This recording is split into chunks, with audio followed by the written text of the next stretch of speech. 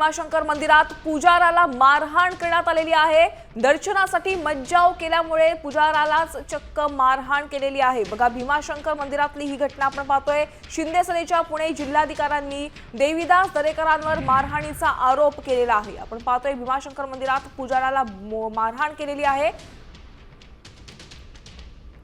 मंदिरात दर्शनासाठी मज्जाव केल्यानंतर पुजाराला जबर मारहाण करण्यात आलेली आहे। शिंदे सेनेचे पुणे जिल्हाध्यक्ष देवीदास दरेकर यांनी पुजाराला मारहाण केल्याचा आरोप आहे। अभिषेक करणाऱ्यांची आरती सुरू असताना मागे उभे राहिल्यामुळे पुजारानं त्यांना बाहेर जाण्यास सांगितलं, त्यामुळे तो वाद निर्माण झालेला आहे। भीमाशंकर मंदिरात इथं पुजारी दर्शनासाठी मज्जाव करत असल्याच्या घटना कायमच घडतात। अभिषेकसाठी पैसे दिले तर सुलभ दर्शन, नाही तर मंदिराच्या बाहेर काढल्याचे प्रकार कायम घडतात।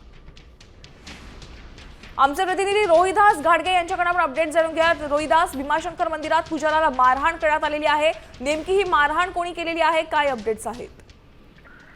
खरं तर 12 ज्योतिर्लिंगांपैकी एक असलेलं श्री क्षेत्र भीमाशंकर मंदिर आहे। या मंदिराच्या परिसरामध्ये मोठ्या संख्येने देशभरातून भाविक येत असतात।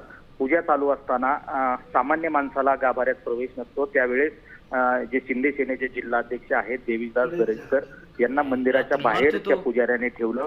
हा राग त्यांनी मनात ठेवून थेट बाहेरून पकडून सभा मंडपात आणून त्याला मारहाण जी केली आहे। खरं तर मागच्या अनेक दिवसांपासून भीमाशंकर परिसरामध्ये भाविकांना मारहाण होते, तर कधी पुजाऱ्यांना मारहाण होते। सगळा सुरक्षेचा प्रश्न या ठिकाणी निर्माण झालेला आहे।